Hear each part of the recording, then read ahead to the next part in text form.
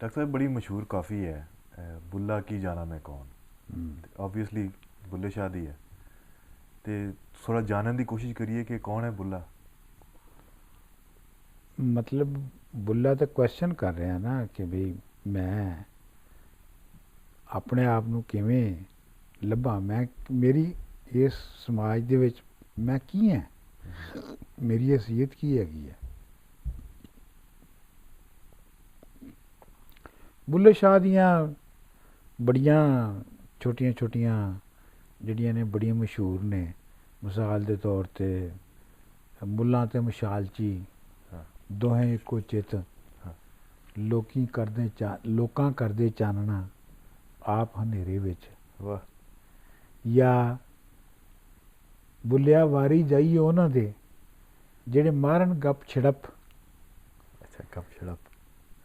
ਸੂਈ ਲੱਭੇ ਤੇ ਦੱਸ ਦਿੰਦੇ ਨੇ, ਬੁਗਚੇ ਘਾਉ ਕੱਪ। ਅੱਛਾ ਅੱਛਾ। ਮਤਲਬ ਐਸੇ ਇਮਾਨਦਾਰ ਲੋਕ ਵੀ ਨੇ ਤੇ ਸੂਈ ਲੱਭੇ ਤੇ ਐਲਾਨ ਕਰ ਦਿੰਦੇ ਨੇ ਕਿ ਜਨਾਬ ਕਿਸੇ ਦੀ ਸੂਈ ਹੈਗੀ ਹੈ, ਆ ਕੇ ਲੈ ਲਵੇ। ਤੇ ਜੇ ਵੱਡੀ ਸ਼ੈ ਲੱਭ ਜਾਵੇ ਤੇ ਘਾਉ ਕੱਪ ਕਰ ਜਾਂਦੇ ਨੇ। ਠੀਕ ਹੈ। ਮਤਲਬ ਬੁੱਲੇ ਸ਼ਾਹ ਦੀ ਜਿਹੜੀ ਸੁਸਾਇਟੀ ਦੀ ਰੀਡਿੰਗ ਹੈ, ਉਹਦੀ ਜਿਹੜੀ ਸਮਝ ਹੈ ਬੁੱਲੇ ਸ਼ਾਹ ਦੀ, ਉਹ ਬਹੁਤ ਡੂੰਘੀ ਹੈ।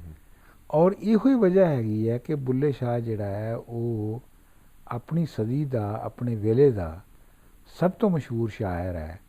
ਔਰ ਉਹ ਸਿਰਫ ਇਹ ਨਹੀਂ ਹੈ ਕਿ ਉਹ ਪੰਜਾਬ ਵਿੱਚ ਮਸ਼ਹੂਰ ਹੋਇਆ, ਬਲਕਿ ਉਹ ਸਿੰਧ ਵਿੱਚ ਵੀ ਮਸ਼ਹੂਰ ਹੋਇਆ। ਅੱਛਾ। ਉਹ ਪੂਰੇ ਨਾਰਥ ਇੰਡੀਆ ਵਿੱਚ ਉਹਦੇ ਮੁਖਤਲਿਫ ਵਰਸ਼ਨ ਜਿਹੜੇ ਨੇ ਉਹ ਮਸ਼ਹੂਰ ਹੋਏ। ਔਰ ਤੇ ਇਹ ਵੀ ਤੁਸੀਂ ਦੇਖੋਗੇ ਕਿ ਉਹੀ ਬੁੱਲੇ ਸ਼ਾਹ ਦੀ ਮਸਲਾ ਵੀ ਹੋਇਆ ਕਿ ਬੁੱਲੇ ਸ਼ਾਹ ਦਾ ਜਿਹੜਾ ਕਲਾਮ ਹੈ ਉਹਦੇ ਕਈ ਵਰਜ਼ਨਸ ਨੇ। ਇੱਕ ਸਿੰਧੀ ਦਾ ਵਰਜ਼ਨ ਵੀ ਹੈ, ਇੱਕ ਰਾਜਸਥਾਨੀ ਦਾ ਵਰਜ਼ਨ ਵੀ ਹੈ, ਮੁਖਤਲਿਫ ਜ਼ੁਬਾਨਾਂ ਦੇ ਉਹਦੇ ਵੱਖਰੇ ਵੱਖਰੇ ਵਰਜ਼ਨ ਨੇ। ਠੀਕ ਹੈ। ਅਤੇ ਉਹ ਕੋਈ ਜਿਵੇਂ ਬਾਬਾ ਫਰੀਦ ਜਾਂ ਸ਼ਾਹ ਹੁਸੈਨ ਜਾਂ ਵਾਰਿਸ ਸ਼ਾਹ ਦਾ ਕਲਾਮ ਜਿਵੇਂ ਇੱਕ ਡਿਫਾਈਨਡ ਹੈ ਨਾ, ਅਤੇ ਬੁੱਲੇ ਸ਼ਾਹ ਦਾ ਉਂਝ ਨਹੀਂ ਹੈਗਾ। ਬੁੱਲੇ ਸ਼ਾਹ 'ਚ ਬਹੁਤ ਹੀ ਜ਼ਿਆਦਾ ਰਲਾ ਹੈਗਾ। ਅਤੇ ਇਸ ਲਈ ਇੱਕ ਤਾਂ ਆਊਟਰੀਚ ਜ਼ਿਆਦਾ ਹੈ, ਲੇਕਿਨ ਆਊਟਰੀਚ ਦੀ ਵਜ੍ਹਾ ਨਾਲ ਫਿਰ ਉਹਦੇ ਰਲਾ ਜ਼ਿਆਦਾ ਹੋ ਗਿਆ ਨਾ। ਠੀਕ ਹੈ। ਹਰ ਇੱਕ ਬੰਦੇ ਨੇ ਬੁੱਲੇ ਸ਼ਾਹ ਨੂੰ ਆਪਣੇ ਤਰੀਕੇ ਨਾਲ ਇੰਟਰਪ੍ਰੈਟ ਕਰਕੇ ਬੁੱਲੇ ਸ਼ਾਹ ਦੀਆਂ ਕਾਫੀਆਂ ਨੂੰ ਆਪਣੀ ਤਰਜ਼ ਵਿੱਚ ਢਾਲ ਲਿਆ। ਇਹਦੀ ਕੀ ਵਜ੍ਹਾ ਹੋਈ? ਮਤਲਬ ਇਹ ਹੈ ਕਿ ਜਿਹੜਾ ਵੱਡਾ ਸ਼ਾਇਰ ਹੈ ਉਹਦੀ ਉਹੀ ਖੂਬੀ ਹੁੰਦੀ ਹੈ ਕਿ ਉਹ ਇੰਨਾ ਵੱਡਾ ਹੁੰਦਾ ਹੈ ਔਰ ਉਹਨੇ ਵਿਚਾਰਾਂ ਦੇ ਔਰ ਜ਼ੁਬਾਨ ਦੇ ਇੰਨੇ ਵੱਡੇ ਘੇਰ ਨੂੰ ਘੇਰਿਆ ਹੁੰਦਾ ਹੈ ਕਿ ਉਹਦੇ ਵਿੱਚੋਂ ਕਈ ਕੁਛ ਕੱਢਿਆ ਜਾ ਸਕਦਾ ਹੈ। ਇਹੋ ਹੀ ਵੱਡੇ ਸ਼ਾਇਰ ਦੀ ਤਾਰੀਫ ਹੈ। ਠੀਕ ਹੈ। ਅਤੇ ਚੂੰਕਿ ਸਾਡੇ ਪੰਜਾਬ ਵਿੱਚ ਔਰ ਖ਼ਾਸ ਤੌਰ 'ਤੇ ਨਾਰਥ ਇੰਡੀਆ ਵਿੱਚ ਛਾਪਾਖਾਨੇ ਆਉਣ ਤੋਂ ਪਹਿਲੇ ਡਾਕੂਮੈਂਟੇਸ਼ਨ ਜਿਹੜੀ ਹੈ ਉਹ ਜ਼ਿਆਦਾ ਕੋਈ ਇੰਨੀ ਅੱਛੀ ਹੈ ਨਹੀਂ ਸੀ ਹੈਗੀ। ਠੀਕ ਹੈ। ਅਤੇ ਇਸ ਵਾਸਤੇ ਉਹ ਰਲਾ ਜਿਹੜਾ ਸੀ ਨਾ ਉਹ ਬੜਾ ਆਮ ਸੀ। ਨਹੀਂ, ਲੇਕਿਨ ਜੋ ਪਹਿਲੇ ਦੇ ਕਲਾਸੀਕਲ ਸ਼ਾਇਰ ਨੇ ਇਹਨਾਂ ਤੋਂ ਪਹਿਲੇ, ਉਹਨਾਂ ਦਾ ਤੇ ਇੱਕ ਉਹ ਰਿਹਾ ਹੈ ਨਾ ਕਿ ਇਹ ਮੁਸਤਨਦ ਉਹਨਾਂ ਦਾ ਕਲਾਮ ਹੈ। ਪਰ ਉਹ ਮੁਸਤਨਦ ਮੈਂ ਤੁਹਾਨੂੰ ਉਹ ਵੀ ਉਹਦੀ ਵਜ੍ਹਾ ਇਹ ਸੀ ਕਿ ਜਿਨ੍ਹਾਂ ਸ਼ਾਇਰਾਂ ਦੇ ਤੇ ਮੁਰੀਦ ਸਨ, ਮੁਰੀਦ ਪੀਰੀ ਮੁਰੀਦੀ ਕਰਦੇ ਸਨ, ਜੀ ਜੀ, ਉਹਨਾਂ ਦੇ ਮੁਰੀਦ ਤੇ ਹਰਫ ਲਿਖ ਲੈਂਦੇ ਸਨ। ਠੀਕ ਹੈ। ਕਿ ਇਹ ਮੁਰਸ਼ਿਦ ਨੇ ਫਰਮਾਇਆ। ਬੁੱਲੇ ਸ਼ਾਹ ਪੀਰ ਨਹੀਂ ਸੀ ਹੈਗਾ। ਅੱਛਾ ਅੱਛਾ। ਬੁੱਲੇ ਸ਼ਾਹ ਨੇ ਮੁਰੀਦੀ ਨਹੀਂ ਕੀਤੀ। ਬੁੱਲੇ ਸ਼ਾਹ ਸਹੀ ਮਾਇਨੇ 'ਚ ਫਕੀਰ ਸੀਗਾ। ਇਸ ਲਈ ਬੁੱਲੇ ਸ਼ਾਹ ਦੀ ਕਾਫੀ ਨੂੰ ਕਿਸੇ ਨੇ ਕਾਫੀਆਂ ਨੂੰ ਉਹਨਾਂ ਦੇ ਮੁਰੀਦਾਂ ਨੇ ਲਿਖਿਆ ਨਹੀਂ। ਅੱਛਾ। ਈਵਨ ਸ਼ਾਹ ਹੁਸੈਨ ਦੀ ਕਾਫੀਆਂ ਵੀ ਜਿਹੜੀਆਂ ਨੇ ਉਹ ਲਿਖੀਆਂ ਗਈਆਂ ਕਿਉਂਕਿ ਸ਼ਾਹ ਹੁਸੈਨ ਦੀ ਮੁਰੀਦੀ ਵੀ ਬਹੁਤ ਪੱਕੀ ਸੀਗੀ। ਬਾਬਾ ਫਰੀਦੀ ਤਾਂ ਹੈ ਹੀ ਸੀ। ਬਾਬੇ ਗੁਰੂ ਨਾਨਕ ਦੀ ਜਿਹੜੀ ਹੈਗੀ ਸੀ ਫਾਲੋਇੰਗ ਉਹ ਵੀ ਬਹੁਤ ਡੈਡੀਕੇਟਿਡ ਸੀ। ਉਹਨਾਂ ਨੇ ਹਰ ਲਫ਼ਜ਼ ਲਿਖਿਆ। ਪਰ ਬੁੱਲੇ ਸ਼ਾਹ ਦਾ ਇਹ ਸੀ ਕਿ ਬੁੱਲੇ ਸ਼ਾਹ ਤਾਂ ਫਕੀਰ ਆਦਮੀ ਸੀ। ਉਹਨੇ ਜੋ ਕਿਹਾ, ਜਿਵੇਂ ਉਹ ਕਿਸੇ ਨੂੰ ਆਪਣਾ ਸਮਝ ਆਇਆ ਉਹਨੇ ਉਵੇਂ ਹੀ ਉਹਨੂੰ ਆਪਣਾ ਕਰ ਲਿਆ। ਅਤੇ ਇਸ ਲਈ ਬੁੱਲੇ ਸ਼ਾਹ ਜਿਹੜਾ ਹੈ ਉਹ ਇੱਕ ਪੂਰੇ ਜ਼ਮਾਨੇ ਦਾ, ਆਪਣੇ ਪੂਰੇ ਜ਼ਮਾਨੇ ਦਾ ਇੱਕ ਕੀ ਕਹਿਣਾ ਚਾਹੀਦਾ ਹੈ ਕਿ ਨੁਮਾਇੰਦਾ ਸ਼ਾਇਰ ਹੈ। ਅੱਛਾ ਅੱਛਾ। ਕਿ ਉਹਦੇ ਵਿੱਚ ਲੋਕਾਂ ਨੇ ਵੀ ਜਿਹੜੀ ਕੰਟਰੀਬਿਊਸ਼ਨ ਕੀਤੀ ਜਾਂ ਰਲਾ ਕੀਤਾ ਜਿਹਨੂੰ ਅਸੀਂ ਕਹਿੰਦੇ ਹਾਂ ਜੀ, ਜਿਹੜਾ ਨੈਗੇਟਿਵ ਗੱਲ ਹੈ। ਹਾਂਜੀ।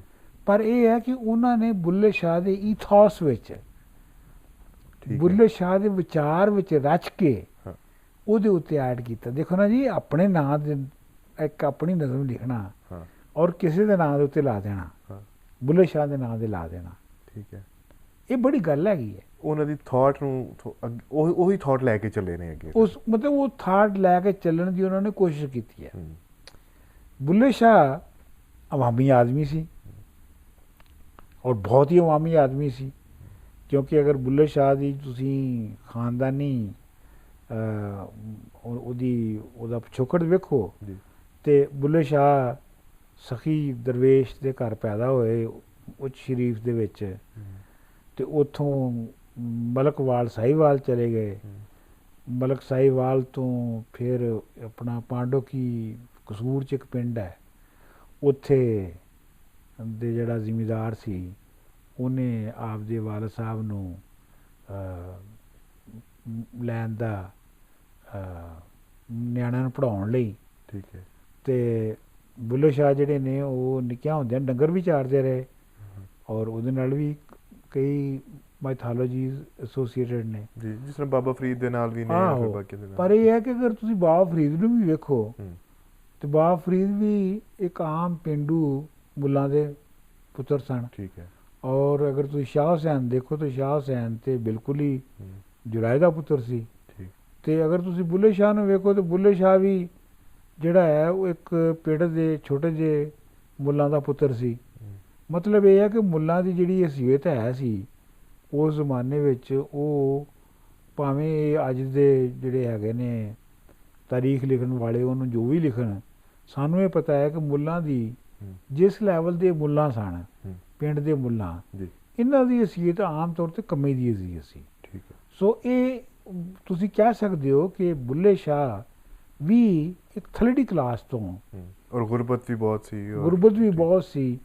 ਔਰ ਮਤਲਬ ਉਹ ਜਿਹੜੀ ਖੁਦ ਇੱਕ ਕਹਾਣੀ ਹੈਗੀ ਹੈ ਕਿ ਜੀ ਬੁੱਲੇ ਸ਼ਾਹ ਡੰਗਰ ਚਾਰ ਰਿਹਾ ਸੀ ਤੇ ਉਹ ਚੰਗਾ ਜੀਵਨ ਖਾਂ ਦੇ ਖੇਤਾਂ ਨੂੰ ਖਾ ਗਿਆ ਤੇ ਖੇਤਾਂ ਦੇ ਵਿੱਚ ਉਹਨਾਂ ਕਿਹਾ, ਬੁੱਲੇ ਸ਼ਾਹ ਤੇ ਇਤਰਾਜ਼ ਕੀਤਾ ਕਿ ਜੀ ਤੂੰ ਕੀ ਆਪਣਾ ਰਾਖੀ ਕੀਤੀ। ਬੁੱਲੇ ਸ਼ਾਹ ਨੇ ਕਰਾਮਤ ਦੇ ਤੌਰ 'ਤੇ ਦੱਸਿਆ ਜਾਂਦਾ ਹੈ ਕਿ ਉਹ ਖੇਤ ਫਿਰ ਤੋਂ ਹਰੇ ਹੋ ਗਏ। ਉਹ ਖੈਰ ਕਰਾਮਤ ਦਾ ਮਸਲਾ ਇੱਕ ਵੱਖਰਾ ਹੈਗਾ ਹੈ, ਉਹ ਇੱਕ ਵੱਖਰੀ ਡਿਸਕਸ਼ਨ ਹੈ ਕਿ ਇਹਨਾਂ ਸਾਰੇ ਵੱਡੇ ਦਾਨਿਸ਼ਵਰਾਂ ਦੇ ਨਾਲ ਜਾਂ ਸੂਝਵਾਨਾਂ ਦੇ ਨਾਲ ਕਰਾਮਤਾਂ ਕਿਉਂ ਲਈਆਂ ਜਾਂਦੀਆਂ ਨੇ, ਉਹ ਇੱਕ ਵੱਲਾ ਦਾ ਮਸਲਾ ਹੈ। ਲੇਕਿਨ ਇਹ ਸਾਨੂੰ ਪਤਾ ਹੈ ਕਿ ਬੁੱਲੇ ਸ਼ਾਹ ਜਿਹੜਾ ਹੈ ਉਹ ਇੱਕ ਆਮ ਪੇਂਡੂ ਡੰਗਰ ਚਾਰਨ ਵਾਲਾ ਮੁੰਡਾ ਵੀ ਸੀ। ਠੀਕ ਹੈ। ਅੱਛਾ, ਥੋੜ੍ਹੀ ਜਿਹੀ ਉਹਨਾਂ ਨੇ ਦੌਰ 'ਤੇ ਗੱਲ ਕਰ ਲਈ ਕਿ ਉਹ ਟਾਈਮ ਪੀਰੀਅਡ ਕਿਹੜਾ ਸੀ ਜਿਸ 'ਚ ਉਹ ਇਹ ਸਾਰੀ ਸ਼ਾਇਰੀ ਲਿਖ ਰਹੇ ਸਨ। ਔਰ ਹਾਂ, ਮਤਲਬ ਇਹ ਹੈ ਕਿ ਮੈਂ ਇਹਨੂੰ ਕੰਪਲੀਟ ਕਰ ਲਵਾਂ ਕਿ ਉਸ ਤੋਂ ਬਾਅਦ ਉਹ ਚੂੰਕਿ ਕਾਫੀ ਹੁਸ਼ਿਆਰ ਤੇ ਸਟੂਡੈਂਟ ਸਨ ਤੇ ਉਹ ਆਪਣਾ ਕਸੂਰ ਦੇ ਜਿਹੜੇ ਮੁਰਤਜ਼ਾ ਦਾ ਮਦਰਸਾ ਸੀ ਉਹਦੇ ਵਿੱਚ ਉਹ ਸ਼ਾਮਲ, ਉਹਦੇ ਵਿੱਚ ਦਾਖਲਾ ਉਹਨਾਂ ਨੂੰ ਮਿਲ ਗਿਆ, ਫਿਰ ਉਹ 'ਚ ਪ੍ਰੋਫੈਸਰ ਵੀ ਰਹੇ। ਲੇਕਿਨ ਇਹ ਜਿਹੜਾ ਪੀਰੀਅਡ ਸੀ, ਇਹ ਪੀਰੀਅਡ ਬਹੁਤ ਹੀ ਇੰਪੋਰਟੈਂਟ ਪੀਰੀਅਡ ਸੀ। ਬੁੱਲੇ ਸ਼ਾਹ ਪੈਦਾ ਹੋਏ 1680 'ਚ। ਠੀਕ ਹੈ। 1680 ਦੇ ਵਿੱਚ ਹਿੰਦੁਸਤਾਨ ਦੇ ਵਿੱਚ ਹਕੂਮਤ ਸੀਗੀ ਔਰੰਗਜ਼ੇਬ ਦੀ। ਜੀ ਹੈ। ਔਰ ਔਰੰਗਜ਼ੇਬ ਦੀ ਤੁਹਾਨੂੰ ਪਤਾ ਹੈ ਕਿ ਔਰੰਗਜ਼ੇਬ ਨੇ ਸ਼ਾਇਰੀ, ਤਬਲਾ, ਮੌਸੀਕੀ ਸਭ ਕੁਝ ਬੰਦ ਕੀਤਾ ਹੋਇਆ ਸੀ। ਬਿਲਕੁਲ ਠੀਕ। ਔਰ ਔਰੰਗਜ਼ੇਬ ਨੇ ਜਿਹੜੀ ਪਰਸ਼ੀਅਨ ਸ਼ਾਇਰੀ ਦੀ ਜਿਹੜੀ ਪੈਟਰਨੇਜ ਸੀ ਉਹ ਵੀ ਮੁਕਾਤੀ ਸੀ। ਠੀਕ। ਉਹ ਸ਼ਾਇਰਾਂ ਨੂੰ ਪੈਟਰਨਾਈਜ਼ ਨਹੀਂ ਸੀ ਕਰਦਾ। ਉਹਦੀ ਉਸੇ ਵਜ੍ਹਾ ਤੋਂ ਆਪਣਾ ਜਿਹੜੀ ਉਰਦੂ ਸ਼ਾਇਰੀ ਨੂੰ ਇੱਕ ਜਿਹੜੀ ਲਿਖਣ ਦੀ ਜਿਹੜੀ ਰਵਾਇਤ ਸ਼ੁਰੂ ਹੋਈ, ਉਹ ਵੀ ਸੀ ਕਿ ਔਰੰਗਜ਼ੇਬ ਨੇ ਪਰਸ਼ੀਅਨ ਸ਼ਾਇਰੀ ਦੀ ਪੈਟਰਨੇਜ ਬੰਦ ਕਰ ਦਿੱਤੀ। ਠੀਕ ਹੈ। ਸੋ ਲਿਹਾਜ਼ਾ ਸ਼ਾਇਰਾਂ ਨੇ ਜਿਹੜਾ ਹੈ ਉਹ ਜਿਹੜੀ ਲੋਕਾਂ ਦੀ ਜ਼ਬਾਨ ਸੀ ਉਹਦੇ ਵਿੱਚ ਲਿਖਣਾ ਸ਼ੁਰੂ ਕੀਤਾ। ਹੁਣ ਦੇਖੋ 1707 ਵਿੱਚ ਔਰੰਗਜ਼ੇਬ ਮਰਿਆ। ਠੀਕ ਹੈ। 1707 ਵਿੱਚ ਬੁੱਲੇ ਸ਼ਾਹ ਦੀ ਉਮਰ 27 ਸਾਲ ਹੋਏਗੀ। ਠੀਕ ਹੈ। ਮਤਲਬ ਉਹ ਪੂਰਾ ਨੌਜਵਾਨ ਬੰਦਾ ਸੀ ਜਦੋਂ ਉਹਦੀ ਔਰੰਗਜ਼ੇਬ ਦੀ ਮੌਤ ਹੋਈ ਤੇ ਉਹਦੇ ਤਿੰਨ ਪੁੱਤਰਾਂ ਦੇ ਦਰਮਿਆਨ ਜਿਹੜੀ ਲੜਾਈ ਹੋਈ, ਯਾਨੀ ਦਾਰਾ ਸ਼ਕੋ ਤੇ ਔਰੰਗਜ਼ੇਬ ਤੇ ਜਿਹੜਾ ਸ਼ੁਜਾ ਸੀ, ਤਿੰਨਾਂ ਦੇ ਦਰਮਿਆਨ ਲੜਾਈ ਹੋਈ। ਤੇ ਦਾਰਾ ਸ਼ਕੋ ਜਿਹੜਾ ਉਹ ਕਾਦਰੀ ਸੂਫੀ ਸੀ, ਜਿਹੜਾ ਕਿ ਬੁੱਲੇ ਸ਼ਾਹ ਵੀ ਸੀ। ਔਰ ਜਿਹੜਾ ਔਰੰਗਜ਼ੇਬ ਸੀ ਉਹ ਨਕਸ਼ਬੰਦੀ ਸੀ ਤੇ ਉਹ ਮੁਲਾਇਤ ਵੱਲ ਸੀ। ਤੇ ਲੇਕਿਨ ਮੈਂ ਕਹਿਣਾ ਇਹ ਚਾਹੁੰਦਾ ਕਿ ਇਹ ਪੀਰੀਅਡ ਉਹ ਹੈ ਜਿਹਦੇ ਵਿੱਚ ਉਹਨੇ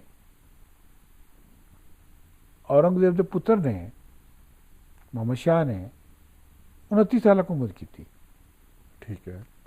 ਸੋ ਮਤਲਬ 1907 ਤੋਂ ਲੈ ਕੇ ਲਾ ਲਓ ਤੁਸੀਂ 1936 ਤੱਕ। ਠੀਕ ਹੈ।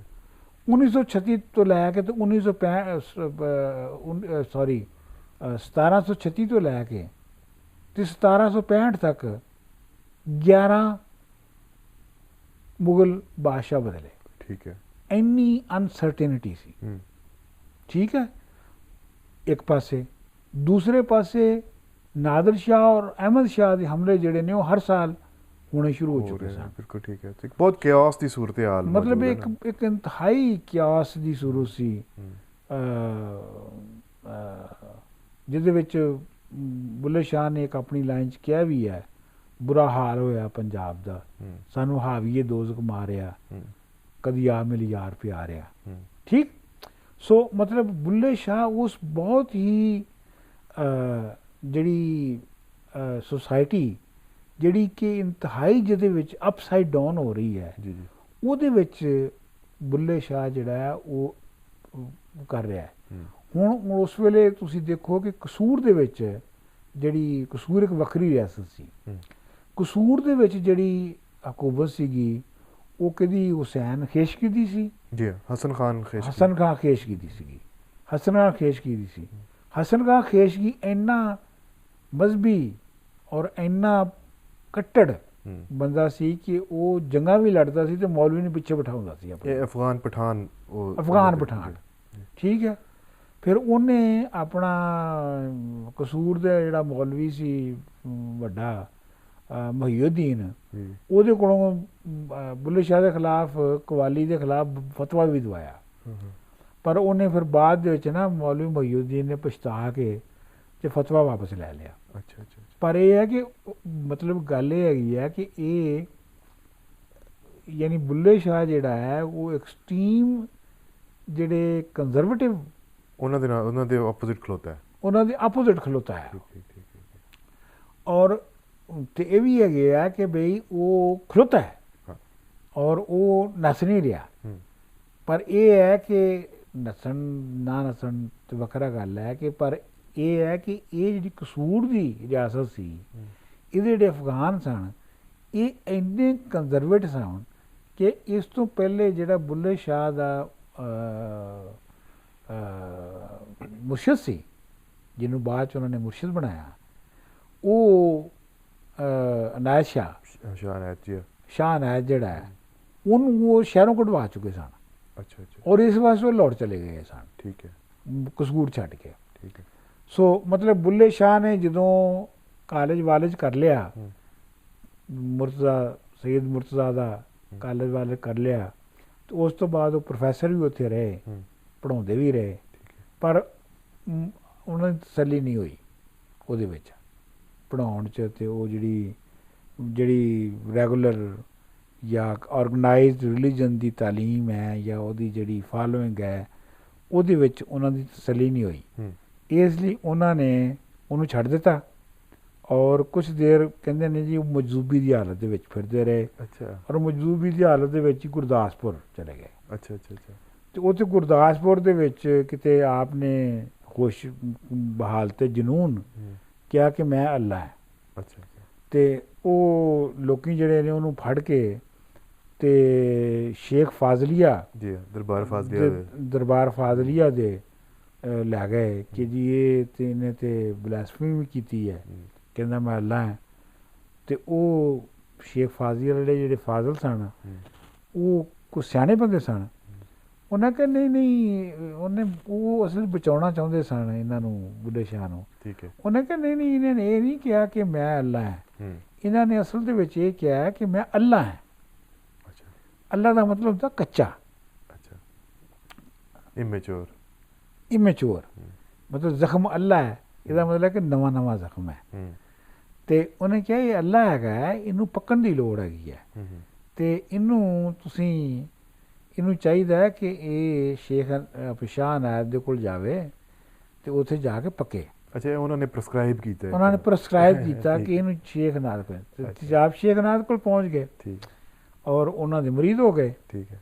ਉਹ ਮੁਰੀਦੀ ਦੇ ਬਾਰੇ ਵਿੱਚ ਵੀ ਕਈ ਮਿਥਸ ਨੇ ਕਿ ਜੀ ਬੁੱਲੇ ਸ਼ਾਹ ਗਏ ਤੇ ਉਹ ਬੁੱਲੇ ਸ਼ਾਹ ਉਹ ਆਪਣਾ, ਕਿਉਂਕਿ ਸ਼ਾਹ ਅਨਾਇਤ ਜਿਹੜੇ ਸਨ ਉਹ ਅਰਾਈ ਸਨ, ਤੇ ਅਰਾਈਆਂ ਦੇ ਬਾਰੇ 'ਚ ਤੁਹਾਨੂੰ ਪਤਾ ਹੈ ਨਾ ਕਿ ਅਰਾਈ ਜਿਹੜੇ ਨੇ ਉਹ ਸਬਜ਼ੀ ਬੀਜਦੇ ਨੇ ਤੇ ਵਾਹੀ ਬੀਜੀ ਕਰਦੇ ਨੇ। ਠੀਕ ਹੈ, ਤਾਂ ਕਲਾਸ ਡਿਸਟਿੰਕਸ਼ਨ ਦਾ ਉਹ ਆ ਗਿਆ ਕਿ ਹਾਂ, ਤੇ ਉਹ ਕਹਿੰਦੇ ਨੇ ਜੀ ਉਹ ਗੰਢੇ ਬੀਜ ਰਹੇ ਸਨ, ਗੰਢਿਆਂ ਦੀ ਉਹ ਲਾ ਰਹੇ ਸਨ। ਠੀਕ ਹੈ। ਤੇ ਉਹ ਬੁੱਲੇ ਸ਼ਾਹ ਨੇ ਜਾ ਕੇ ਕਿਹਾ ਕਿ ਹਜ਼ਰਤ ਰੱਬ ਦਾ ਕੀ ਪਾਉਣਾ। ਅੱਛਾ। ਤੇ ਸ਼ਾਹ ਅਨਾਇਤ ਨੇ ਕਿਹਾ, ਉਹਨੂੰ ਬੀ ਨੂੰ ਇੱਧਰੋਂ ਚੁੱਕ ਕੇ ਉੱਧਰ ਰੱਖ ਕੇ ਉਹਨੇ ਕਿਹਾ ਬਸ ਇੱਧਰੋਂ ਚੁੱਕਣਾ ਤੇ ਇੱਧਰ ਲਾਉਣਾ। ਵਾਹ ਵਾਹ। ਪਰ ਇਹ ਸਾਰੀਆਂ ਲੋਕਾਂ ਦੀਆਂ ਆਪਣੀਆਂ ਮੁਹੱਬਤ ਨਾਲ ਘੜੀਆਂ ਹੋਈਆਂ ਕਹਾਣੀਆਂ ਨੇ, ਫੇਬਲਸ ਨੇ। ਅੱਛਾ ਅੱਛਾ। ਜ਼ਾਹਰ ਗੱਲ ਹੈ ਕਿ ਸ਼ਾਹ ਅਨਾਇਤ ਇੱਕ ਬਹੁਤ ਵੱਡਾ ਆਲਮ ਸੀ ਔਰ ਮੰਨਿਆ ਹੋਇਆ ਬਜ਼ੁਰਗ ਸੀ ਔਰ ਇੱਕ ਮੰਨਿਆ ਹੋਇਆ ਮੁਰਸ਼ਿਦ ਸੀ। ਜ਼ਾਹਰ ਗੱਲ ਹੈ ਕਿ ਵਾਈ ਬੀਜੀ ਨਹੀਂ ਸੀ ਕਰ ਰਹੇ, ਲਾਹੌਰ 'ਚ ਰਹਿ ਰਹੇ ਸਨ। ਪਰ ਇਹ ਹੈ ਕਿ ਇਹਨਾਂ ਤੋਂ ਇਹ ਪਤਾ ਲੱਗਦਾ ਹੈ ਕਿ ਵੀ ਲੋਕੀ ਉਹਨਾਂ ਨੂੰ ਕਿਵੇਂ ਪਰਸੀਵ ਕਰਦੇ ਨੇ। ਠੀਕ ਹੈ, ਠੀਕ। ਇਹ ਹੁਣ ਜਿਹੜਾ ਬੁੱਲੇ ਸ਼ਾਹ ਦਾ ਸ਼ਾਹ ਅਨਾਇਤ ਨੂੰ ਅਰਾਈ ਨੂੰ ਜਿਹੜਾ ਮੁਰਸ਼ਿਦ ਮੰਨਣਾ ਸੀ, ਇਹ ਵੀ ਇੱਕ ਬਹੁਤ ਵੱਡੀ ਰਿਬੈਲੀਅਨ ਸੀ। ਠੀਕ ਹੈ।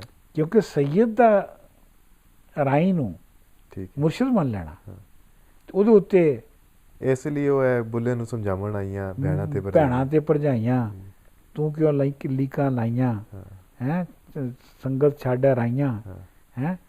ਤੇ ਉਹ ਬਲਕਿ ਇਹ ਹੈ ਕਿ ਇਹਦੇ ਨਾਲ ਇਹ ਵੀ ਕਿਹਾ ਜਾਂਦਾ ਹੈ ਕਿ ਬਈ ਬੁੱਲੇ ਸ਼ਾਹ ਦੀ ਜਿਹੜੀ ਨਾਰਾਜ਼ਗੀ ਸੀ, ਜਿਹੜੀ ਇਹ ਕਾਫੀ ਆਉਂਦੀ ਹੈ ਬੁੱਲੇ ਸ਼ਾਹ ਦੀ, ਉਹ ਨੱਚ ਕੇ ਯਾਰ ਮਨਾਵਣ ਵਾਲੀ ਤੇਰੇ ਇਸ਼ਕ ਨੂੰ ਚਾਇਆ ਕਰਕੇ ਥਈਆ ਥਈਆ, ਜੀ ਜੀ, ਕਿ ਜੀ ਬੁੱਲੇ ਸ਼ਾਹ ਨੱਚਦੇ ਹੋਏ, ਇਹ ਕਾਫੀ ਗਾਉਂਦੇ ਹੋਏ ਜਿਹੜੇ ਨੇ ਉਹ ਗਏ ਤੇ ਉਹਨਾਂ ਨੇ ਜਾ ਕੇ ਉੱਥੇ ਆਪਣੇ ਮੁਰਸ਼ਿਦ ਨੂੰ ਮਨਾਇਆ।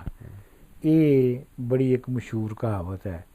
ਮੇਰਾ ਵੈਸੇ ਆਪਣਾ ਇਹ ਖਿਆਲ ਹੈ ਕਿ ਕਈ ਵਜ੍ਹਾ ਨੇ ਜਿਨ੍ਹਾਂ ਦੀ ਵਜ੍ਹਾ ਤੋਂ ਮੈਂ ਕਹਿ ਸਕਦਾ ਹੈ ਕਿ ਇਹ ਇੰਜ ਨਹੀਂ ਹੁੰਦਾ ਜਿਵੇਂ ਕਿ ਇਹ ਕਹਾਣੀ ਹੈਗੀ ਹੈ। ਠੀਕ ਹੈ।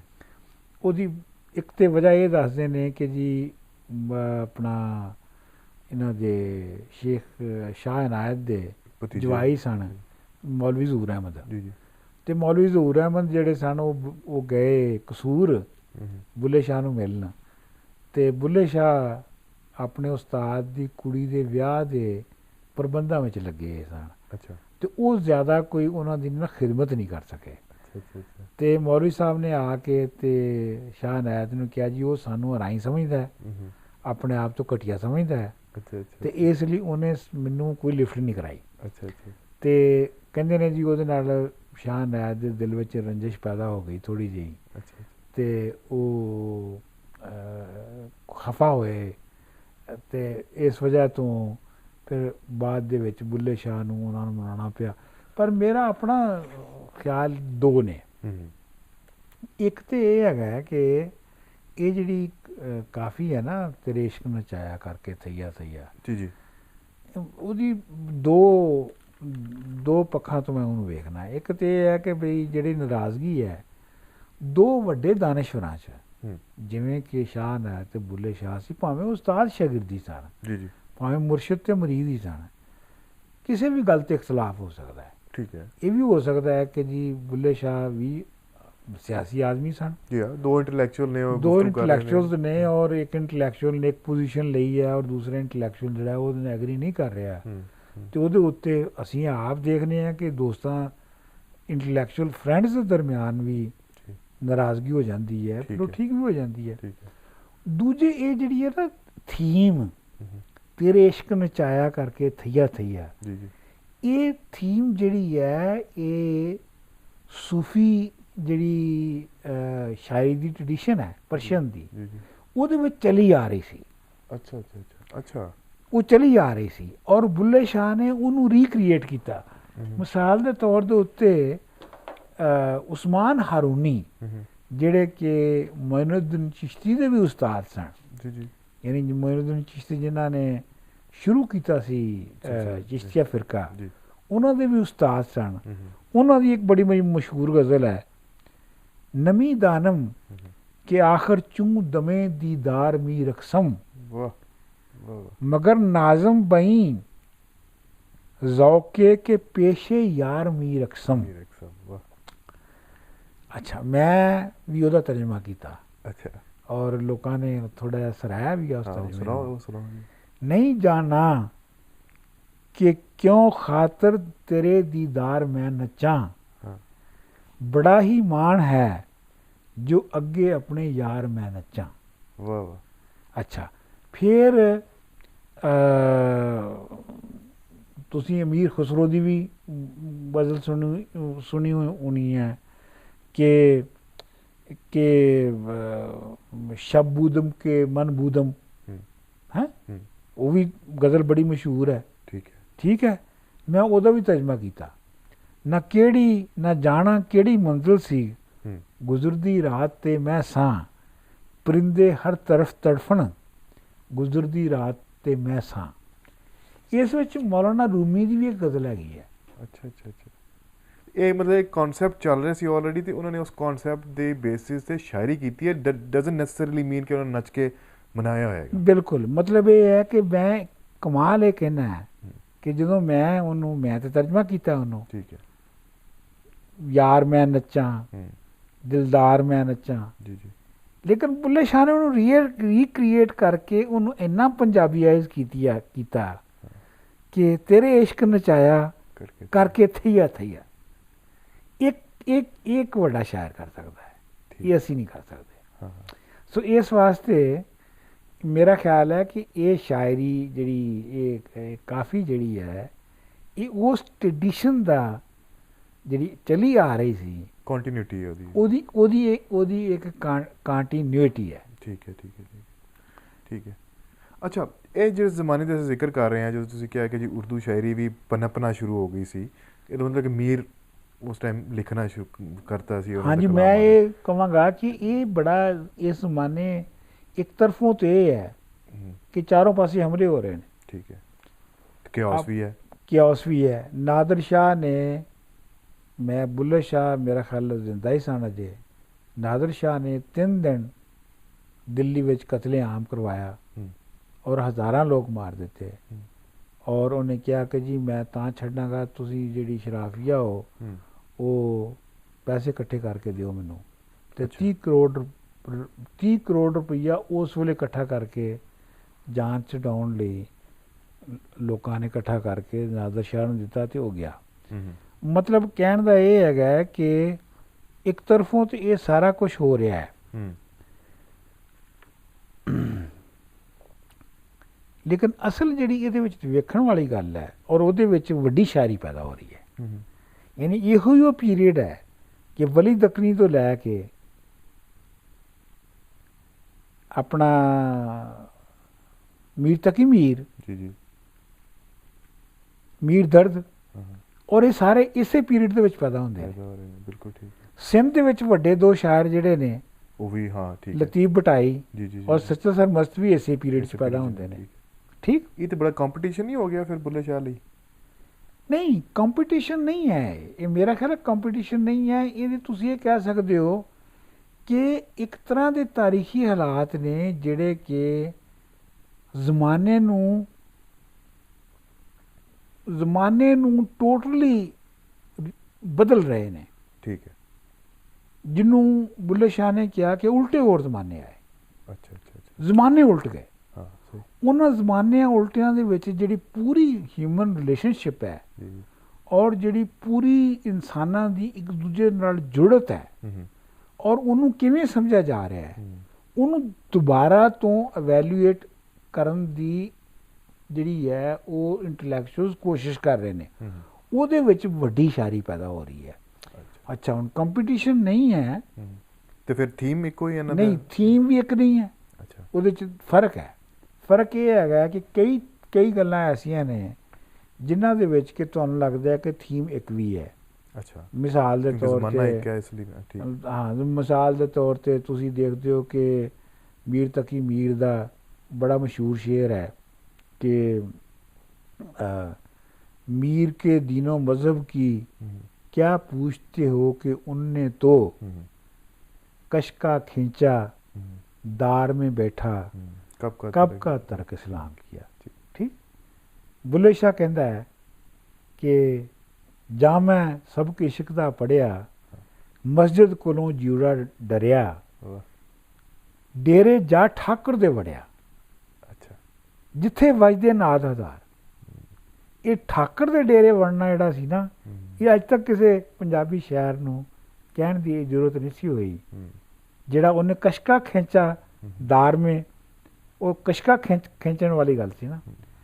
ਪਰ ਦੋਨਾਂ ਟ੍ਰੈਡੀਸ਼ਨਾਂ 'ਚ ਫਰਕ ਵੀ ਸੀ, ਕਿਉਂਕਿ ਜਿਹੜੀ ਦਿੱਲੀ ਦੀ ਔਰ ਲਖਨਊ ਦੀ ਜਿਹੜੀ ਸੁਸਾਇਟੀ ਸੀ, ਉਹ ਇਹ ਮੈਂ ਨਹੀਂ ਕਹਿੰਦਾ ਕਿ ਉਹ ਬਾਦਸ਼ਾਹ ਦੀ ਦਰਬਾਰ ਨੇ ਬਕਾਇਦਾ ਕੀਤੀ ਸੀ, ਪਰ ਇਹ ਹੈ ਕਿ ਦਰਬਾਰ ਦੇ ਇਰਦ ਗਿਰਦ ਜਿਹੜਾ ਕਲਚਰ ਹੈ, ਜਿਹੜੀ ਡੈਲੀਕੇਸੀਜ਼ ਨੇ ਜਿਹੜੀਆਂ ਉਹ ਡਿਵੈਲਪ ਹੋ ਜਾਂਦੀਆਂ ਨੇ, ਉਹ ਸੁਸਾਇਟੀ ਖਾਸ ਤਰ੍ਹਾਂ ਦੀ ਬਣ ਜਾਂਦੀ ਹੈ। ਠੀਕ ਹੈ। ਉਹ ਉਰਦੂ ਸ਼ਾਇਰੀ ਵਿੱਚ ਵੀ ਤੁਹਾਨੂੰ ਉਹ ਬੰਦਿਸ਼, ਉਹ ਡੈਕੋਰੇਸ਼ਨ, ਉਹ ਸਾਰਾ ਕੁਝ ਨਜ਼ਰ ਆਉਂਦਾ ਹੈ। ਅੱਛਾ ਅੱਛਾ। ਪੰਜਾਬੀ ਸ਼ਾਇਰੀ ਜਿਹੜੀ ਹੈ ਔਰ ਸਿੰਧੀ ਸ਼ਾਇਰੀ ਜਿਹੜੀ ਹੈ, ਇਹ ਬਿਲਕੁਲ ਹੀ ਆਵਾਮ ਤੋਂ ਪੈਦਾ ਹੋ ਰਹੀ ਹੈ। ਠੀਕ ਹੈ, ਲੋਕਾਂ ਤੋਂ ਪੈਦਾ ਹੋ ਰਹੀ ਹੈ। ਇੱਕ ਆਮ ਲੋਕ ਜਿਹੜੇ ਨੇ ਉਹਨਾਂ ਦੀ ਜ਼ਿੰਦਗੀ ਤੋਂ ਪੈਦਾ ਹੋ ਰਹੀ ਹੈ। ਇਸ ਵਾਸਤੇ ਇਹਦੇ ਵਿੱਚ ਉਹ ਡੈਕੋਰੇਸ਼ਨ, ਉਹ ਸਾਰਾ ਕੁਝ ਨਹੀਂ ਹੈਗਾ। ਇਹਦੇ ਵਿੱਚ ਇੱਕ ਆਜ਼ਾਦੀ ਹੈ, ਇੱਕ ਖੁੱਲ੍ਹ ਹੈ, ਇੱਕ ਖਿਲਾਰ ਹੈ, ਜਿਹੜਾ ਕਿ ਲੋਕਾਂ ਦੇ ਵਿੱਚੋਂ ਆ ਰਿਹਾ, ਜਿਹੜਾ ਕਿ ਦਰਬਾਰੀ ਕਲਚਰ ਦੇ ਵਿੱਚੋਂ ਪੈਦਾ ਨਹੀਂ ਹੋ ਸਕਦਾ। ਠੀਕ ਹੈ, ਲੀਡ ਦੇ ਨਾਲ ਐਸੋਸੀਏਟ ਨਹੀਂ ਕਰ ਰਿਹਾ। ਸੋ ਇਸ ਵਾਸਤੇ ਮੈਂ ਇਹ ਨਹੀਂ ਕਹਾਂਗਾ ਕਿ ਬਈ ਮੀਰ ਤਕੀ ਮੀਰ ਨੇ ਜਾਂ ਮੀਰ ਦਰਦ ਨੇ ਜਾਂ ਉਹਨਾਂ ਸਾਰਿਆਂ ਨੇ ਉਹ ਕੀਤਾ, ਉਹਨਾਂ ਨੂੰ ਇਹ ਨਹੀਂ ਸੀ ਕਰਨਾ ਚਾਹੀਦਾ ਤੇ ਇਹ ਕਰਨਾ ਚਾਹੀਦਾ ਸੀ। ਅੱਛਾ, ਜਦੋਂ ਅਸੀਂ ਗੱਲ ਕਰ ਰਹੇ ਹਾਂ, ਕਿਓਸ ਦੀ ਗੱਲ ਕਰ ਰਹੇ ਹਾਂ, ਔਰ ਜਦੋਂ ਬਾਕੀ ਇਲਾਕਿਆਂ 'ਚ ਵੀ ਇਹ ਡਿਵੈਲਪ ਹੋ ਰਹੀ ਹੈ ਸ਼ਾਇਰੀ, ਉਦੋਂ ਜਿਹੜਾ ਬੁੱਲੇ ਸ਼ਾਹ, ਉਦੋਂ ਇੱਕ ਹੋਰ ਵੀ ਸਿੱਖਾਂ ਦੀ ਇੱਕ ਉਹ ਚੱਲ ਰਹੀ ਸੀ, ਉਹ ਉਸੇ ਜ਼ਮਾਨੇ 'ਚ ਹੀ, ਉਹਦੇ ਬਾਰੇ ਉਹਦੇ 'ਤੇ ਵੀ ਬੁੱਲੇ ਸ਼ਾਹ ਨੂੰ ਬਹੁਤ ਕ੍ਰਿਟੀਸਾਈਜ਼ ਕੀਤਾ ਜਾਂਦਾ ਹੈ, ਜਿੱਥੇ ਉਹ ਪੋਰਿਆਂ ਵਾਲੇ ਰਾਜੇ ਕੀਤੇ ਉਹਨਾਂ ਦੀ ਉਹ ਹੈ। ਹਾਂ, ਉਹ ਜਿਹੜਾ ਨਾ, ਉਹ ਮੈਂ ਉਹ ਦੱਸ ਰਿਹਾ ਕਿ ਬਈ ਦੱਸਣਾ ਚਾਹੁੰਦਾ ਹੈ ਕਿ ਉਹ ਜਿਹੜੇ ਨਾ ਬਹੁਤ ਹੀ ਸਿੰਪਲਿਸਟਿਕ ਇੰਟਰਪ੍ਰੀਟੇਸ਼ਨ ਕਰਦੇ ਨੇ ਬਾਅਦ ਸਿੱਖ ਹਿਸਟੋਰੀਅਨਸ। ਅੱਛਾ, ਕਿ ਇਹ ਜਿਹੜੇ ਭੋਰਿਆਂ ਵਾਲੇ ਰਾਜੇ ਕੀਤੇ, ਇਹ ਸਾਡੇ ਉੱਤੇ ਟੋਕ ਮਾਰੀ ਗਈ ਹੈ। ਪਰ ਮੈਂ ਸਮਝਦਾ ਕਿ ਬੁੱਲੇ ਸ਼ਾਹ ਦੇ ਕਰ ਹੀ ਨਹੀਂ ਸੀ ਰਿਹਾ। ਬੁੱਲੇ ਸ਼ਾਹ ਤੇ ਹਿਸਟੋਰੀਕਲ ਪ੍ਰੋਸੈਸ ਨੂੰ ਬਿਆਨ ਕਰ ਰਿਹਾ ਸੀ। ਮਿਸਾਲ ਦੇ ਤੌਰ 'ਤੇ ਉਹ ਪਹਿਲੇ ਕਹਿੰਦਾ ਕਿ ਚਿੜੀਆਂ ਜੁਰੇ ਢਾਏ, ਕਾਨ ਲੱਗਣ ਨੂੰ ਮਾਰਨ ਲੱਗੇ, ਪਿਓ ਪੁੱਤਰਾਂ ਨੂੰ ਇਤਫਾਕ ਨਾ ਕੋਈ। ਮਤਲਬ ਇਹ ਕਿ ਜ਼ਮਾਨਾ ਐਵੇਂ ਬਦਲਿਆ ਕਿ ਥੱਲੜਾ ਬੰਦਾ ਉੱਤੇ ਆ ਰਿਹਾ ਹੈ। ਔਰ ਉਹਦੀ ਜਿਹੜੀ ਇਨਸਾਨੀ ਸ਼ਕਲ ਹੈ, ਉਹ ਇਨਸਾਨੀ ਸ਼ਕਲ ਜਿਹੜੀ ਹੈ, ਉਹ ਸਿੱਖਾਂ ਦੀ ਮੂਵਮੈਂਟ ਹੈ। ਅੱਛਾ ਅੱਛਾ ਅੱਛਾ। ਕਿਉਂਕਿ ਸਿੱਖਾਂ ਉਹਨੂੰ ਭੋਰਿਆਂ ਵਾਲੇ ਕਹਿੰਦੇ ਸਨ। ਠੀਕ ਹੈ, ਤਾਂ ਇੱਕ ਤਰ੍ਹਾਂ ਦਾ ਡਾਕੂਮੈਂਟ ਕਰ ਰਿਹਾ ਨਾ, ਫਿਰ ਉਹ ਡਾਕੂਮੈਂਟ ਕਰ ਰਿਹਾ। ਠੀਕ ਹੈ। ਉਹ ਬਲਕਿ ਇਹਨੂੰ ਇੱਕ ਤਰ੍ਹਾਂ ਦੇ ਨਾਲ ਤਾਰੀਫ ਵੀ ਕਰ ਰਿਹਾ ਹੈ ਕਿ ਬਈ ਜਿਹੜੇ ਥਰੜੇ ਲੋਕੀ ਨੇ, ਕਿਉਂਕਿ ਜਿਹੜੀ ਸਿੱਖ ਮੱਤ ਹੈ ਔਰ ਸ਼ੁਰੂ ਦੇ ਵਿੱਚ ਜਿਹੜੀ ਸਿੱਖ ਉਸੇ ਪੀਰੀਅਡ ਦੇ ਵਿੱਚ ਹੀ ਸਿੱਖ ਜਿਹੜੀ ਹੈ ਉਹ ਅਮਰਜ ਕੀਤੀ ਹੈ। ਔਰ ਉਹਦੇ ਵਿੱਚ ਤੁਸੀਂ ਦੇਖਦੇ ਹੋ ਕਿ ਬਈ ਜਿਹੜੀ ਸ਼ੁਰੂ ਦੇ ਵਿੱਚ ਤੇ ਬਿਲਕੁਲ ਹੀ ਕਮੀ ਲੋਕ ਆਏ, ਜਿਹਨਾਂ ਨੂੰ ਕਮੀ ਕਹਿੰਦੇ ਸਨ, ਜੁਲਾਏ, ਤਰਖਾਣ, ਲੁਹਾਰ ਵਗੈਰਾ ਵਗੈਰਾ, ਇਹ ਗੁਰੂ ਨਾਨਕ ਦੇ ਗਿਰਦ ਇਕੱਠੇ ਹੋਏ। ਉਹ ਦੂਜੇ ਫੇਜ਼ ਜਦੋਂ ਆਈ ਤੇ ਜਦੋਂ ਥੋੜ੍ਹੀ ਜਿਹੀ ਸਿੱਖ ਮੱਤ ਨੇ ਥੋੜ੍ਹੀ ਜਿਹੀ ਜਾਨ ਫੜਨੀ ਸ਼ੁਰੂ ਕੀਤੀ, ਤੇ ਫਿਰ ਜਿਹੜੀ ਜੱਟਾਂ ਦੀ ਬਹੁਤ ਹੀ ਮਧੋਲੀ ਹੋਈ, ਥੱਲੇ ਉਪਰੈਸਟ ਜਿਹੜੀ ਕਲਾਸ ਸੀਗੀ, ਉਹਨੇ ਸਿੱਖ ਮੱਤ ਨੂੰ ਕੀਤਾ ਔਰ ਉਹਨਾਂ ਨੇ ਆਪਣੇ ਜੱਥੇ ਬਣਾਏ। ਕਿਉਂਕਿ ਉਹਦੇ 'ਚ ਵੀ ਕਲਾਸ ਡਿਸਟਿੰਕਸ਼ਨ ਦਾ ਨਹੀਂ ਹੈ ਨਾ, ਮਤਲਬ ਕਲਾਸ ਬਾਅਦ ਦੇ ਵਿੱਚ ਖੈਰ ਉਹ ਵੀ ਕਲਾਸ ਬਣ ਗਿਆ ਹੈ, ਲੇਕਿਨ ਸ਼ੁਰੂ ਦੇ ਵਿੱਚ ਉਹਨਾਂ ਨੇ ਆਪਣਾ ਜਿਹੜੀ ਹੈ ਉਹ ਮੁਗਲ ਸਲਤਨਤ ਨੂੰ ਇਹਨਾਂ ਛੋਟੀਆਂ ਕੌਮਾਂ, ਛੋਟਿਆਂ ਲੋਕਾਂ ਨੇ ਜੱਥੇ ਬਣਾ ਕੇ ਮੁਗਲ ਸਲਤਨਤ ਦੀ ਜਿਹੜੀ ਪੂਰੀ ਬਣਾ ਸੀ, ਉਹਨੂੰ ਜਿਹੜਾ ਹੈ ਉਹ ਕਨਫਰੰਟ ਕਰਨਾ ਸ਼ੁਰੂ ਕੀਤਾ। ਨਾ ਸਿਰਫ ਇਹ, ਬਲਕਿ ਜ਼ਿਆਦਾ ਇੰਪੋਰਟੈਂਟ ਇਹ ਹੈ ਕਿ ਇਹਨਾਂ ਜਿਹੜੇ ਬਾਹਰ ਦੇ ਹਮਲਾਵਰ ਸਨ, ਅਬਦਾਲੀ ਜਾਂ ਨਾਦਰ ਸ਼ਾਹ ਜਾਂ ਅਫਗਾਨ ਤੋਂ ਜਿਹੜੇ ਕਿ 800 ਸਾਲਾਂ ਤੋਂ ਹਮਲੇ ਕਰ ਰਹੇ ਸਨ, ਇਹਨਾਂ ਨੂੰ ਵੀ ਉਹਨਾਂ ਨੇ ਰੋਕਣਾ ਸ਼ੁਰੂ ਕੀਤਾ। ਔਰ ਤੁਸੀਂ ਵੇਖਦੇ ਹੋ ਕਿ ਜਦੋਂ ਤੱਕ ਰਣਜੀਤ ਸਿੰਘ ਦੀ ਹਕੂਮਤ ਬਣਦੀ ਹੈ, ਯਾਨੀ ਰਣਜੀਤ ਸਿੰਘ ਦੀ ਹਕੂਮਤ 1799 ਵਿੱਚ ਬਣਦੀ ਹੈ। 1799 ਦੀ ਜਦੋਂ ਰਣਜੀਤ ਸਿੰਘ ਦੀ ਹਕੂਮਤ ਬਣ ਗਈ, ਉਸ ਤੋਂ ਬਾਅਦ ਫਿਰ ਨਾਰਥ ਤੋਂ ਹਮਲਾ ਨਹੀਂ ਹੋਇਆ, ਅੱਜ ਤੱਕ ਨਹੀਂ ਹੋਇਆ। ਬਲਕਿ ਇਹ ਹੈ ਕਿ ਉਹਨੇ ਪਸ਼ਾਵਰ ਤੋਂ ਅੱਗੇ ਤੱਕ ਜਾ ਕੇ ਕਬਜ਼ਾ ਕਰ ਲਿਆ। ਤੇ ਮਤਲਬ ਜਿਹੜੀ ਇੱਕ ਤਰੀਕੇ ਨਾਲ ਤੁਸੀਂ ਕਹਿ ਸਕਦੇ ਹੋ ਕਿ ਜਿਹੜਾ ਰਣਜੀਤ ਸਿੰਘ ਦਾ ਪੀਰੀਅਡ ਸੀ, ਬੁੱਲੇ ਸ਼ਾਹ ਨੇ ਤਾਂ ਉਹਦਾ ਬਹੁਤ ਅਰਲੀ ਪੀਰੀਅਡ ਵੇਖਿਆ ਸੀ। ਉਹਨੇ ਅੱਗੇ ਜਾ ਕੇ ਤੇ ਉਹਨੇ ਇੱਕ ਪੂਰੀ ਤਾਰੀਖ ਨੂੰ ਦੁਬਾਰਾ ਤੋਂ ਰਿਵਰਸ ਕਰ ਦਿੱਤਾ। ਔਰ ਬੁੱਲੇ ਸ਼ਾਹ ਜਦੋਂ ਕਹਿੰਦਾ ਹੈ ਨਾ ਕਿ ਰਾਜਿਆਂ ਬੋਰਿਆਂ ਵਾਲੇ ਰਾਜੇ ਕੀਤੇ, ਤੇ ਉਹ ਅਸਲ 'ਚ ਫੋਰਕਾਸਟ ਕਰ ਰਿਹਾ, ਪ੍ਰਿਡਿਕਟ ਕਰ ਰਿਹਾ ਕਿ ਜ਼ਮਾਨਾ ਹੁਣ ਕਿਹਨੂੰ ਉੱਤੇ ਲਿਆਏਗਾ ਤੇ ਕਿਹਨੂੰ ਥੱਲੇ ਲਿਆਏਗਾ।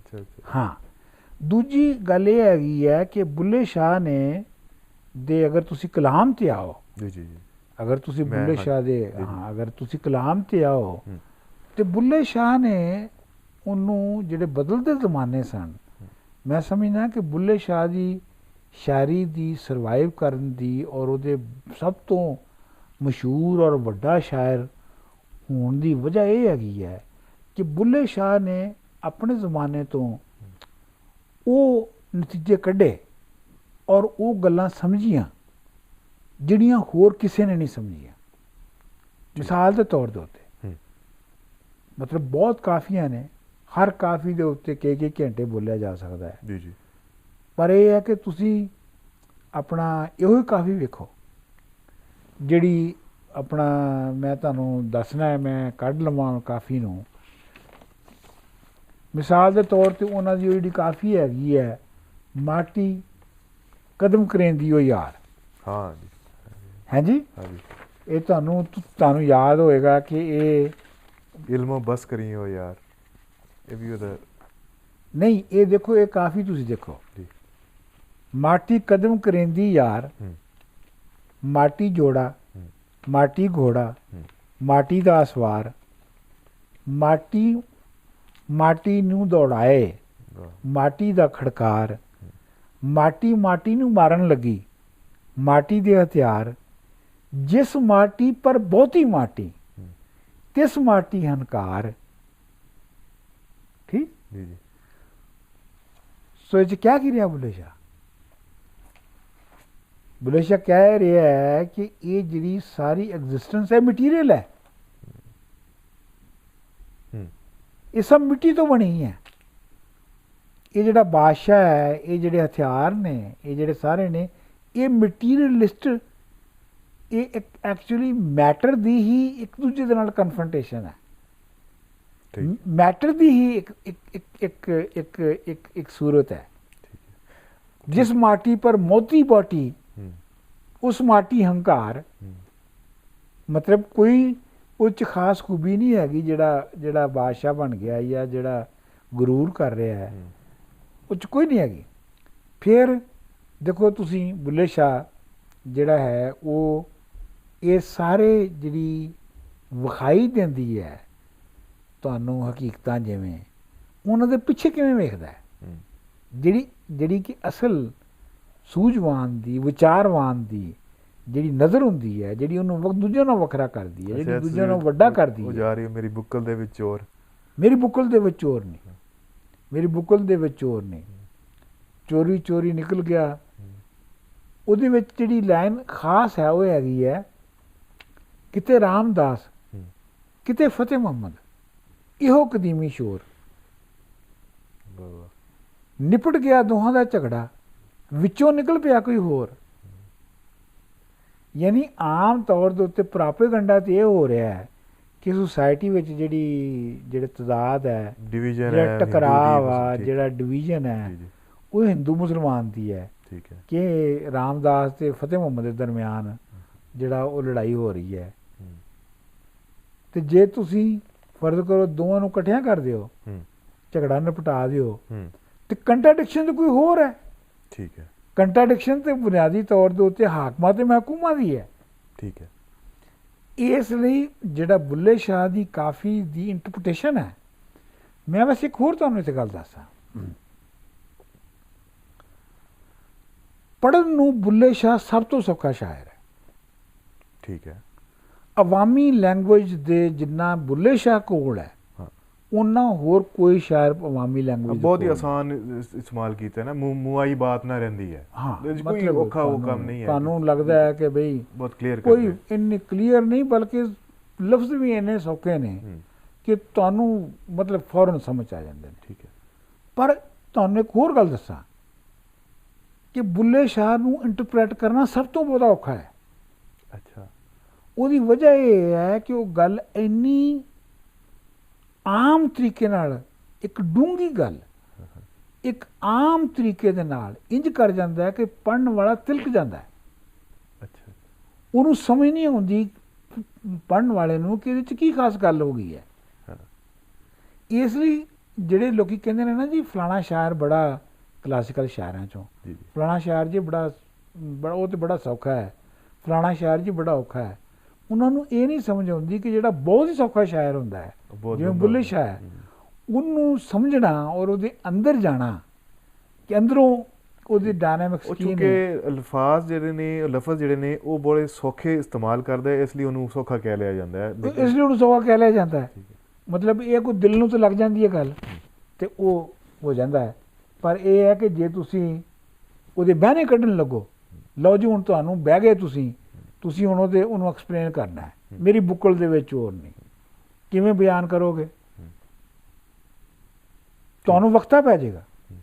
ਮਤਲਬ ਮੈਂ 6-7 ਕਾਫੀਆਂ ਜਿਹੜੀਆਂ ਨੇ ਉਹਨਾਂ ਨੂੰ ਖੋਲ੍ਹਿਆ ਹੈ ਵਿਚਾਰ.com ਦੇ ਉੱਤੇ, ਔਰ ਮੈਨੂੰ ਇਹ ਕਰਦਿਆਂ ਪਤਾ ਲੱਗਾ ਉਹ ਕਾਫੀਆਂ ਨੂੰ ਕਿ ਜਨਾਬ ਬੁੱਲੇ ਸ਼ਾਹ ਨੂੰ ਇੰਟਰਪ੍ਰੈਟ ਕਰਨਾ ਤਾਂ ਬਹੁਤ ਹੀ ਔਖਾ ਹੈ, ਕਿਉਂਕਿ ਉਹ ਇੰਨਾ ਤਿਲਕਣਬਾਜ਼ੀ ਹੈ ਉਹਦਾ ਕਲਾਮ ਜਿਹੜਾ ਹੈ ਕਿ ਉਹਦੇ ਵਿੱਚੋਂ ਦੇਖਣਾ ਕਿ ਅਸਲ ਵਿੱਚ ਉਹ ਕਹਿ ਕੀ ਰਿਹਾ ਹੈ, ਇਹ ਇੰਨਾ ਸੌਖਾ ਨਹੀਂ ਹੈਗਾ ਕੰਮ। ਤੇ ਇਸ ਲਈ ਮੇਰਾ ਖਿਆਲ ਹੈ ਕਿ ਬੁੱਲੇ ਸ਼ਾਹ ਨੂੰ ਇੱਕ ਨਵੇਂ ਤਰੀਕੇ ਦੇ ਨਾਲ ਪੜ੍ਹਿਆ ਜਾਣਾ ਚਾਹੀਦਾ ਹੈ। ਔਰ ਅਸੀਂ ਕੁਛ ਕੀਤੇ ਵੀ ਨੇ ਉਹਦੀਆਂ ਇੰਟਰਪ੍ਰੀਟੇਸ਼ਨਸ। ਨਜਮ ਹੁਸੈਨ ਸਈਦ ਦੇ ਰੀਕਰੰਟ ਪੈਟਰਨਸ ਆਫ ਰਿਲੀਜੀਅਸ ਥਾਟ ਦੇ ਵਿੱਚ ਬੁੱਲੇ ਸ਼ਾਹ ਦੇ ਉੱਤੇ ਅੱਛਾ ਮਜ਼ਮੂਨ ਹੈ ਉਹਨਾਂ ਦਾ, ਅੱਛੀ ਕਿਤਾਬ ਹੈ, ਉਹ ਪੜ੍ਹਨੀ ਚਾਹੀਦੀ ਹੈ ਲੋਕਾਂ ਨੂੰ। ਮੈਂ ਵਿਚਾਰ.com ਦੇ ਉੱਤੇ ਉਹਦੀਆਂ 7-8 ਕਾਫੀਆਂ ਖੋਲ੍ਹੀਆਂ ਨੇ, ਉਹ ਵੀ ਲੋਕਾਂ ਨੂੰ ਵੇਖਣੀਆਂ ਚਾਹੀਦੀਆਂ ਨੇ। ਅਤੇ ਬਾਕੀ ਤਾਂ ਇਹ ਹੈ ਕਿ ਅਗਰ ਅਸੀਂ ਉਹਨਾਂ ਦੇ ਕਲਾਮ ਦੇ ਉੱਤੇ ਜਾਈਏ ਜੀ, ਇੱਕ ਕਾਫੀ ਦੇ ਉੱਤੇ ਕਈ ਘੰਟੇ ਚਾਹੀਦੇ ਨੇ। ਅੱਛਾ, ਇਹ ਜਿਹੜਾ ਰੌਲਾ ਹੈ, ਕਿਆ ਇਹ ਵੀ ਕੋਈ ਮਿਥ ਦਾ ਹਿੱਸਾ ਹੈ ਕਿ ਕਸੂਰ ਵਿੱਚ ਜੋ ਉਹਨਾਂ ਦੇ ਨਾਲ ਹੋਇਆ ਫਿਰ ਉਹਨਾਂ ਨੂੰ ਕਸੂਰ ਤੋਂ ਉਹਨਾਂ ਨੂੰ ਕੱਢਤਾ ਗਿਆ, ਜਿਵੇਂ ਉਹਨਾਂ ਦੇ ਬਜ਼ੁਰਗਾਂ ਨੂੰ ਵੀ ਕੱਢਿਆ ਗਿਆ ਅਤੇ ਫਿਰ ਇਹਨਾਂ ਨੂੰ ਵੀ ਕੱਢਤਾ ਗਿਆ, ਫਿਰ ਬਾਹਰ ਜਾ ਕੇ ਉਹਨਾਂ ਨੂੰ ਦਫਨਾਣਾ ਪਿਆ, ਫਿਰ ਪੂਰਾ ਕਸੂਰ ਆ ਕੇ ਉਹਨਾਂ ਦੇ ਮਜ਼ਾਰ ਦੇ ਇਰਦ ਗਿਰਦ ਹੀ ਆ ਗਿਆ। ਇਹਦੇ ਉੱਤੇ ਵੀ ਨਹੀਂ, ਇਹਦੇ ਹਾਂ, ਇਹ ਤੁਸੀਂ ਬੜੀ ਅੱਛੀ ਗੱਲ ਪੁੱਛੀ ਹੈ, ਕਿਉਂਕਿ ਮੈਨੂੰ ਇਹ ਮੇਰੇ ਜ਼ਿਹਨ 'ਚੋਂ ਨਿਕਲ ਗਈ ਸੀ। ਉਹ ਜ਼ਾਹਰ ਗੱਲ ਹੈ ਕਿ ਬੁੱਲੇ ਸ਼ਾਹ ਨੂੰ ਇਹ ਲੱਗਦਾ ਹੈ ਕਿ ਬੁੱਲੇ ਸ਼ਾਹ ਨੂੰ ਉੱਥੋਂ ਕੱਢ ਦਿੱਤਾ ਗਿਆ। ਅੱਛਾ। ਕਿਉਂਕਿ ਜਿਹੜਾ ਐਡੇ ਸਖਤ ਕੱਟੜ ਸੁੰਨੀ ਸਨ ਉਹਨਾਂ ਨੂੰ ਉੱਥੋਂ ਕੱਢ ਦਿੱਤਾ। ਅਤੇ ਉਹਦੇ 'ਚ ਕਿਹਾ ਜਾਂਦਾ ਹੈ ਕਿ ਜੀ ਉਹ ਕਿਸੇ ਇੱਕ ਤਵਾਇਫ ਜਾਂ ਇੱਕ ਨੱਚਣ ਵਾਲੀ ਦੇ ਕੋਲ ਗਏ ਅਤੇ ਉਹਦੇ ਕੋਲ ਨੱਚਣਾ ਸਿੱਖਿਆ ਵਗੈਰਾ ਵਗੈਰਾ ਵਗੈਰਾ, ਅਤੇ ਉਹ ਉਸੇ ਕਹਾਣੀ ਨਾਲ ਫਿਰ ਜੋੜਦਾ ਜਾਂਦਾ ਹੈ ਕਿ ਜੀ ਉਹ ਤੇਰੇ ਇਸ਼ਕ ਨਚਾਇਆ ਕਰਕੇ ਸਹੀ ਦੇ ਨਾਲ। ਮੇਰਾ ਆਪਣਾ ਇਹ ਖਿਆਲ ਹੈ ਕਿ ਸ਼ਾਇਦ ਨਹੀਂ ਹੋਇਆ ਹੋਏਗਾ। ਮੇਰਾ ਜ਼ਿਆਦਾ ਖਿਆਲ ਇਹ ਹੈ ਕਿ ਉਸ ਵੇਲੇ ਜਦੋਂ ਉਹਨਾਂ ਨੂੰ ਕੱਢਿਆ ਗਿਆ ਅਤੇ ਲਾਹੌਰ ਦੇ ਵਿੱਚ ਉਸ ਵੇਲੇ ਮੀਰ ਮੁੰਨੋ ਦੀ ਬੇਗਮ ਜਿਹੜੀ ਸੀ, ਮੁਰਾਦ ਬੇਗਮ ਜਾਂ ਮੁਗਲਾਨੀ ਬੇਗਮ ਜਿਹਨੂੰ ਕਹਿੰਦੇ ਸਨ, ਉਹ ਹਕੂਮਤ ਕਰ ਰਹੀ ਸੀ। ਅਮੀਨੁਲ ਮੁਲਕ ਜਿਹੜਾ ਸੀ ਉਹ ਲਾਹੌਰ ਦਾ ਬਹੁਤ ਮਸ਼ਹੂਰ ਗਵਰਨਰ ਸੀ, ਅਤੇ ਉਹ ਜਦੋਂ ਮਰ ਗਿਆ ਅਤੇ ਉਹਦੀ ਬੀਵੀ ਜਿਹੜੀ ਸੀ ਉਹਨੇ ਆਪਣੇ ਸ਼ੀਰਖਾਰ ਬੱਚੇ ਦੇ ਨਾਂ ਨਾਲ ਗਵਰਨਰੀ ਲੈ ਲਈ। ਉਹ ਬਹੁਤ ਇਨਫਲੂਐਂਸ਼ ਔਰਤ ਸੀਗੀ। ਉਹ ਬੱਚਾ ਵੀ ਮਾਤਾ ਦੇ ਦਾਗਾਂ ਨਾਲ, ਮਾਤਾ ਦੀ ਬਿਮਾਰੀ 'ਚ ਮਰ ਗਿਆ, ਅਤੇ ਫਿਰ ਉਹ ਇੰਨੀ ਇਨਫਲੂਐਂਸ਼ੀਅਲ ਸੀ ਕਿ ਉਹਨੇ ਆਪਣੇ ਨਾਂ ਨਾਲ ਗਵਰਨਰੀ ਲੈ ਲਈ। ਮੇਰਾ ਆਪਣਾ ਇਹ ਖਿਆਲ ਹੈ ਕਿ ਬੁੱਲੇ ਉਹ ਔਰ ਉਹਨੂੰ ਮਤਲਬ ਮਰਦਾਂ ਦੀ ਜਿਹੜੀ ਇਰਦ ਗਿਰਦ ਦੀ ਸੁਸਾਇਟੀ ਹੈ, ਔਰ ਉਹ ਇਹ ਵੀ ਤੁਸੀਂ ਕਹਿ ਸਕਦੇ ਹੋ ਕਿ ਸ਼ਾਇਦ ਮੁਗਲਾਨੀ ਬੇਗਮ ਪੰਜਾਬ ਦੀ ਪਹਿਲੀ ਗਵਰਨਰ ਸੀ। ਅੱਛਾ, ਪਹਿਲੀ ਔਰਤ ਗਵਰਨਰ ਸੀ। ਹਾਂ ਹਾਂ, ਉਸ ਤੋਂ ਪਹਿਲੇ ਵੀ ਕਦੀ ਨਹੀਂ ਬਣੀ ਤੇ ਸ਼ਾਇਦ ਉਸ ਤੋਂ ਬਾਅਦ ਵੀ ਕਦੀ ਨਹੀਂ ਬਣੀ। ਤੇ ਉਹ ਮੁਗਲਾਨੀ ਬੇਗਮ ਜਿਹੜੀ ਸੀ ਉਹਨੇ, ਹੋ ਸਕਦਾ ਹੈ, ਮੇਰਾ ਆਪਣਾ ਇਹ ਖਿਆਲ ਹੈ ਕਿ ਚੂੰਕਿ ਉਹ ਵੀ ਬੜੀ ਸਤਾਈ ਹੋਈ ਸੀ ਤੇ ਉਹ ਹੋ ਸਕਦਾ ਹੈ ਕਿ ਬੁੱਲੇ ਸ਼ਾਹ ਵਰਗੇ ਜਿਹੜੇ ਆਫ ਬੀਟ ਪੋਇਟ ਸਨ, ਮੇਨ ਸਟ੍ਰੀਮ ਦੇ ਅਗੇਂਸਟ ਪੋਇਟ ਸਨ, ਪੈਟਰਨਾਈਜ਼ ਕੀਤਾ ਹੋਇਆ, ਉਹਨਾਂ ਨੂੰ ਪੈਟਰਨਾਈਜ਼ ਕੀਤਾ ਹੋਵੇ ਤੇ ਉਹਨੇ ਪਨਾਹ ਦਿੱਤੀ ਹੋਵੇ। ਪਰ ਇਹ ਸਾਨੂੰ ਪਤਾ ਹੈ ਕਿ ਜਦੋਂ ਬੁੱਲੇ ਸ਼ਾਹ ਮਰੇ 1758 ਦੇ ਵਿੱਚ, ਤੇ ਉਦੋਂ ਕਿਹਾ ਜਾਂਦਾ ਹੈ ਕਿ ਮੌਲਵੀਆਂ ਨੇ ਉਹਨਾਂ ਦਾ ਜਨਾਜ਼ਾ ਪੜ੍ਹਾਉਣ ਤੋਂ ਇਨਕਾਰ ਕਰ ਦਿੱਤਾ। ਹਾਂ, ਉਹਨਾਂ ਦਾ ਜਨਾਜ਼ਾ ਪੜ੍ਹਾਉਣ ਤੋਂ ਇਨਕਾਰ ਕਰ ਦਿੱਤਾ। ਤੇ ਖੈਰ ਮਤਲਬ ਇਹ ਹੈ ਕਿ ਉਹ ਜਿਨ੍ਹਾਂ ਨੇ ਜਨਾਜ਼ਾ ਪੜ੍ਹਾਉਣ ਤੋਂ ਇਨਕਾਰ ਕੀਤਾ ਉਹਨਾਂ ਦੀ ਕੀ ਹੈਸੀਅਤ ਸੀਗੀ। ਬੁੱਲੇ ਸ਼ਾਹ ਤੇ ਇੱਕ ਐਡੀ ਵੱਡੀ ਹਸਤੀ ਸੀ, ਔਰ ਐਡੀ ਵੱਡੀ ਹਸਤੀ ਹੈ ਕਿ ਉਹਨਾਂ ਮੌਲਵੀਆਂ ਨੂੰ ਕੌਣ ਅੱਜ ਯਾਦ ਰੱਖਦਾ ਹੈ। ਬੁੱਲੇ ਸ਼ਾਹ ਦਾ ਨਾਂ ਤੇ ਅੱਜ ਵੀ ਹਰ ਦੁਨੀਆ ਦੇ ਕੋਨੇ ਦੇ ਵਿੱਚ ਫੈਲਿਆ ਹੋਇਆ ਹੈ।